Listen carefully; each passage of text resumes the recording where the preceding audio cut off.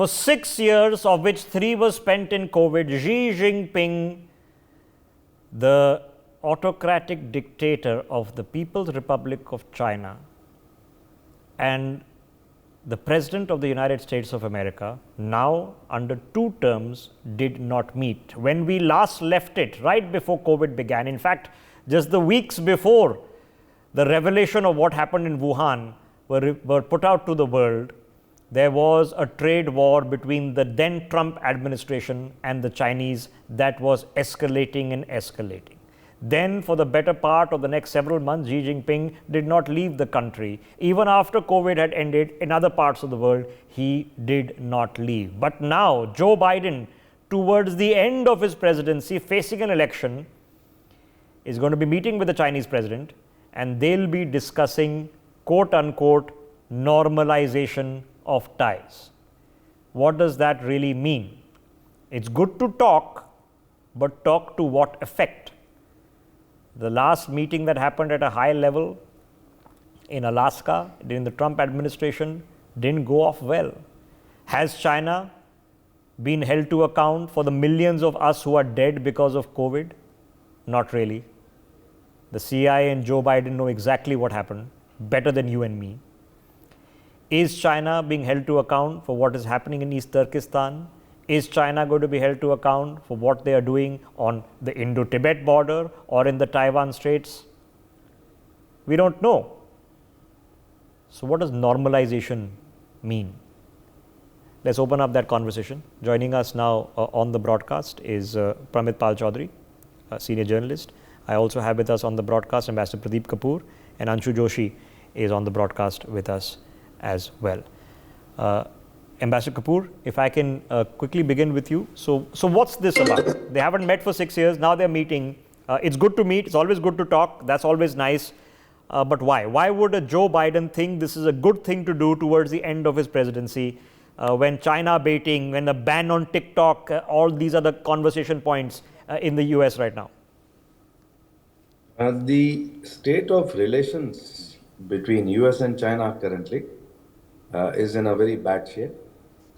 They have not been even, having a normal conversation. All the efforts by the US side at having conversations between the defense secretaries, for example, Secretary of Defense and the Minister of Defense of China have been rebuffed. So there is hardly any, normal discussion going on any platform. And when the US officials visit China, the visual images of the way they are treated has been quite abysmal and very disappointing for the Washington, people here in the US, to see them behaving as if they are bowing down to an emperor. And, all those visual images are there. Before that also, the talks had broken down. There was yelling at each other in the meeting of the delegations in Alaska. And that has been continuing for a long time now. The United States military, the Air Force, the Navy, any operations that they carry out, any sorties they carry out, any exercises they carry out, any sort of drills they carry out themselves in the China, South China Seas, East China Seas, anywhere in the international waters there, the amount they are harassed, there have been listings of more than maybe 180 interventions where Chinese aircraft fly absolutely in front of the nose of the US aircraft, which can result in very serious incidents. And that has happened since 2021, non-stop. So for the US to even communicate with China has become very, very difficult. And this is not a step towards normalization of ties or talking about any great positive cooperation or collaboration. This is trying to bring down from a very high negative bar currently where it is at to somewhere near the neutral ground, so that in the elections here, this can be touted as a very great win for the US side, because for China also to support this effort by the US government to try to portray that there is some conversation going on, some discussion going on is very important, because they wouldn't want the Republican nominee to win, whether it is Trump or anybody else. They would want the Democrat nominee to win, whether it is Biden or anybody else.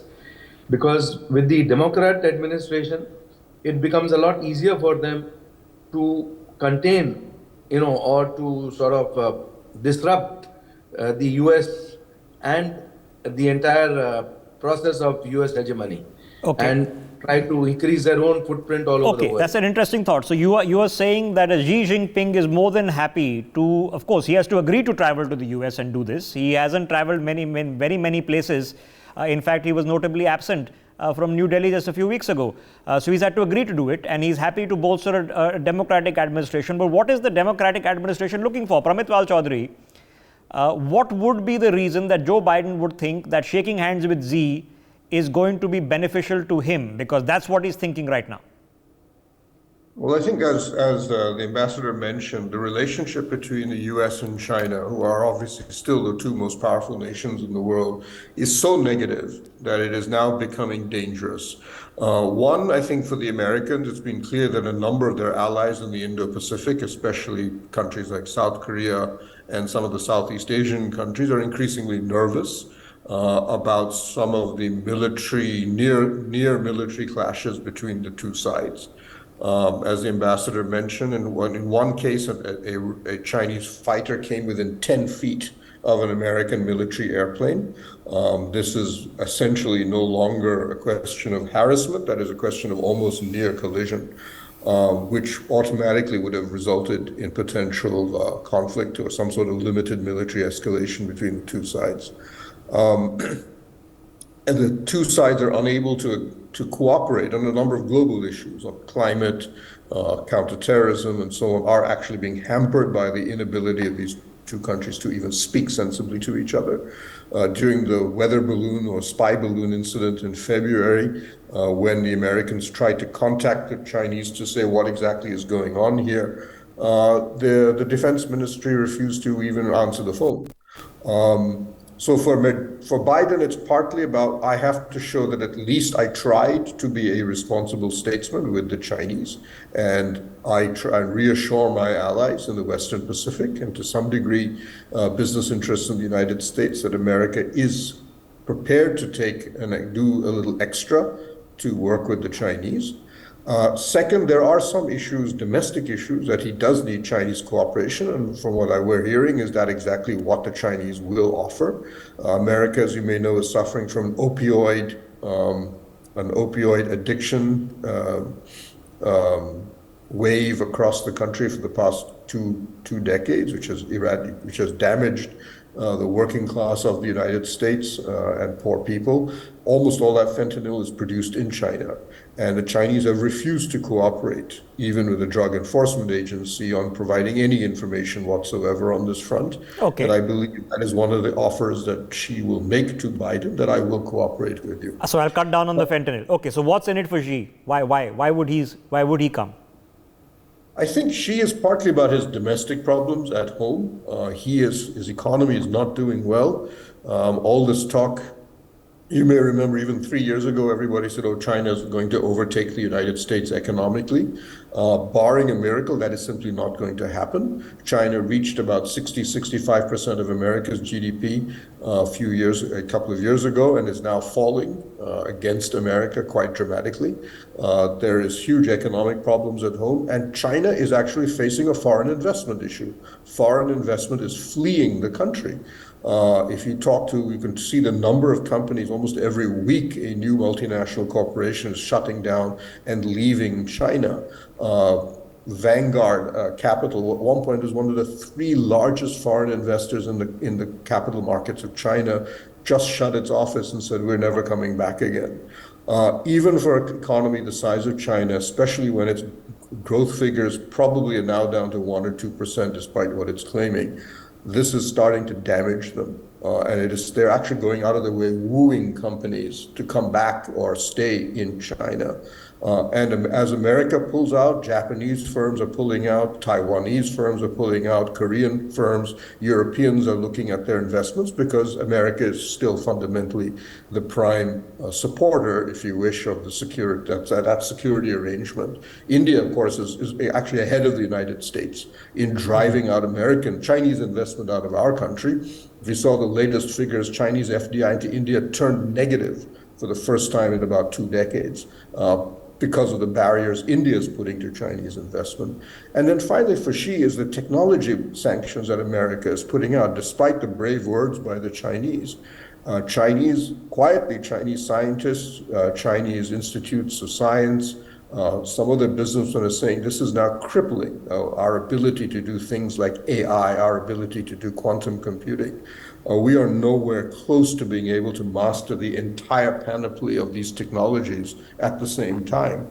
And the more America imposes these sanctions, so I think Xi is going to be saying, okay, let's slow down a little bit on the technology war here, because I need, probably privately, internally, I think the Chinese are saying we can't afford this battle. Yes, we can spend $40 billion a year on making certain types of chips, but to spend hundreds, 200 billions of dollars trying to master all the technologies that America is pulling away or denying us, even for China, there's a limit to how much money. Okay, so there is a deal that needs to be made. The question then, of course, is what is the deal?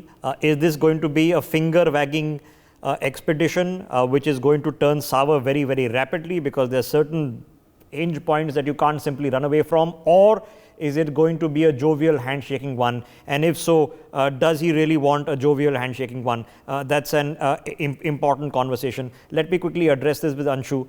Anshu, so what is that deal? Where can they actually find a deal? You've already seen Pramit mention that on fentanyl is a serious issue. They have to be able to figure out certain things. You need Chinese leverage in Russia when it comes to Ukraine. But can a deal be made? Rishabh, I do not foresee any miraculous results of this bilateral meet. And I also do not see major positive developments. But at least I do see both the leaders are meeting in 6 years, and that is important. And the timing of this bilateral meet between Xi and Biden is also important, because if we look around, Russia-Ukraine war is not stopping. Israel, Hamas, there is a violent conflict going on between the two. China is facing many economic challenges and a major economic setback. So there is a lot for Xi to address. And on the other hand, US would be entering into its presidential elections. So the timing of this meeting is important. And before both the countries wish to or move on to normalize the relations, it's very important to re-establish normal communication. And that's what Blinken stated when he traveled China a couple of months ago. Despite that, she skipped the G20 summit hosted by India in New Delhi and to meet Biden. He had this opportunity. So we can't say that because Biden is a Democrat, now she has reached to meet him or to support him, because the relations between the two nations worsened during this entire time span when Biden is the president of United States of America. But I do see this meeting as a positive event from a gamut of topics to be discussed, should be discussed between the two nations. So be it about Russia-Ukraine war, or be it about this ongoing Israel-Hamas conflict, or be it about Indo-Pacific region, or be it about the issue of Taiwan. And there are a couple of economic issues to be addressed. So at least there would be some conversation, and there could be positive developments. But all in all, I would not say that it would be a very jovial, handshaking situation between the two leaders. Okay. So we are meeting. Now, yes, you can absolutely meet for the heck of it. You can, or you can even have a Munich conference in the build-up to the Second World War. You can do all of these things. So let me get Ambassador Kapoor back into this. Ambassador, are we closer or further away now from the Chinese escalating engagements across their borders, whether it be with the Philippines or with India or with Taiwan? Are we closer or further away from a hot war instead of a cold one? Well, that sort of behavior change in China cannot be expected. It is very difficult to presume that they would change their behavior for the positive. And currently, whether they will change it for the negative is to be seen, because whether they will try to suss out the current strengths of US and its position with all these ongoing conflicts in Ukraine, Russia, and the Middle East, and the other trouble spots all over the world, which is straining US capacities to a very great extent. So whether they should sort of launch anything on Taiwan at any given date in the future is what they'll also try to suss out. I don't think it will be portrayed as a finger wagging meeting, but it is not going to be a very friendly or cordial meeting either, because the issues on both the sides are stacked up in a very serious manner with a lot of complaints from both sides. So for them to be able to bring down the temperature itself will be very significant, because for both of them, playing to their home constituencies is currently very, very important. Okay. And APEC is providing them this meeting ground in San Francisco, away from the White House, away from Washington, D.C., away from all the senators and the congressmen. So there is a possibility that they may reflect some sort of positivity, and if they are able to resume, as President Biden has said, that they can converse with each other, they can pick up the phone and talk to each other, their militaries can have direct discussions. That itself. Okay, so that in a sense, you would think should benefit everyone, because who wants a world war, right? So let me get Pramit into this. Pramit, from our observation point of view, sitting here in India, where things have been quietish on the Indo-Tibet border, but that's a danger that's not gone away. But on every other front, we know it's still on. The competition is still on, and the conflict perhaps still on. So how do we view this? Should we view it with perturbation? Should we view it with excitement, or from a distance? So we have, obviously, for us in many ways, the core of our relationship with the United States today is the common strategic view that China is a threat. So obviously we will be concerned as long as we believe that this is something that is a surprise. But at the 2+2 talks that were held last week, where Secretary of State Blinken and the Pentagon Chief Lloyd Austin came to Delhi, one of the key messages that the American side said was, Biden and Xi will be meeting. This makes no difference whatsoever to the US perception of China as a threat, and it makes no difference whatsoever to the US-India relationship. This is at best a symbolic action. There are some minor things that the two countries would like to do. Tensions need to be reduced. And India accepted this argument, because we've also noticed that Albanese of Australia recently visited Beijing. We've seen Kishida of Japan also reach out to China, all of them trying to reduce the temperature in the Western Pacific. And as you mentioned, since the Galwan Valley incident, there has been no meeting between Modi and Xi until, of course, the BRICS summit and the SCO summit before that. So everybody is doing a little bit of handshaking with Xi, or at least sharing a podium with him, Okay. of all the Quad members, for example. And I think that's to be okay. So Anshu, is there a crisis fatigue? We've gone from COVID to Ukraine to Gaza. We all have economies to build, and just because ours is going well right now, doesn't mean next year isn't there. So is there a crisis fatigue? Does it suit us? If a little bit of calmness can come in, if Xi gives a little, the Americans give a little, and does it suit our strategic interests, or is it running completely counter to China +1 and the cornering of what happened in Wuhan and so many other fronts that actually are unresolved? Rishabh, we actually, as a nation, we are constructivist.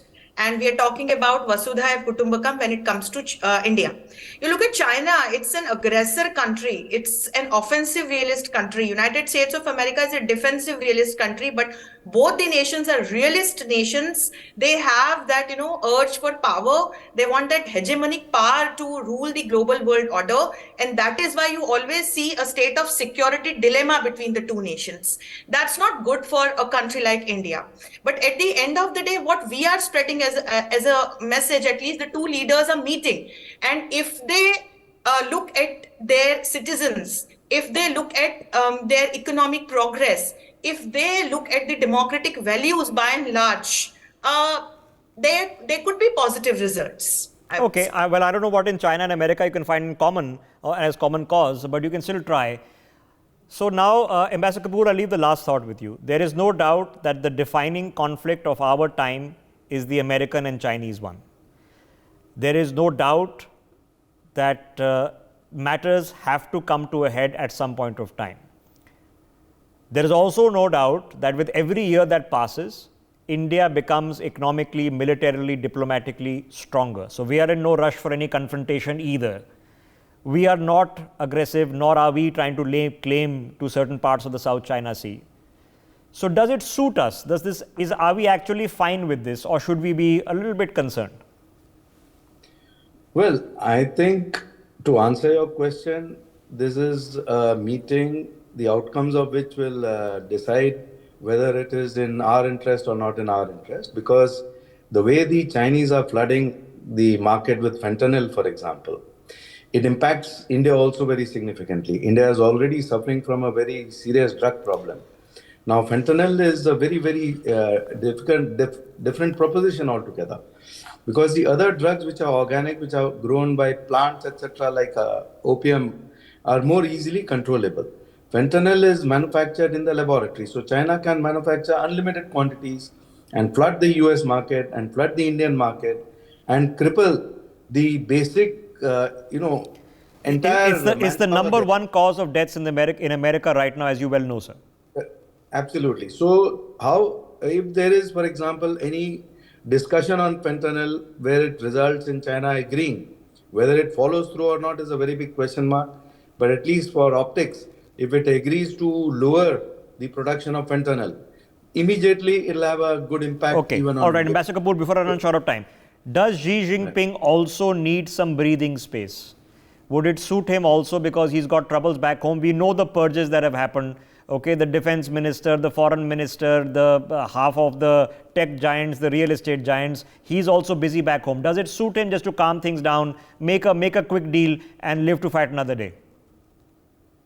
Of course, in the sense, the insistence of the Chinese officials for ensuring that there is absolutely positive optics for his visit, no demonstrations to be allowed, no protests to be allowed, everything to be shown as if he's being received as an emperor would be received in a very obsequious fashion by the Americans, so that these images can go back home and it can be portrayed to the Chinese citizens who are already in lots of troubles economically and otherwise. Okay. The real estate market is crumbling, the railway sector is crumbling. So for them, it makes a lot of sense to show that here is our president being received in a very, very respectable fashion by the Americans, who are our biggest enemies. So that optics is very important for the Chinese. I don't know if the Chinese embassies across the world actually report back to Xi Jinping what the actual opinion of China in other countries is post-COVID and even now. So, ladies and gentlemen, let's call a spade a spade. These are not two countries that are going to be friends. They can't be. We know that the defining conflict is this. Can they come to an interim agreement on certain matters to cool things out because it suits them both? Would we, sitting here, be beneficiaries of that? Because if there is calmness in the world, we have a bigger priority than China, and that's our own economy. So there could be enough confluence of interests in the troubles that are there, in the crisis fatigue that we are all facing, to calm things down for a bit. But oftentimes, just when you think that the Chinese are back on the table is when they pull their greatest stunt. So let's not be fooled and let's not be complacent either. For more such videos, subscribe to the NewsX YouTube channel, hit the bell icon.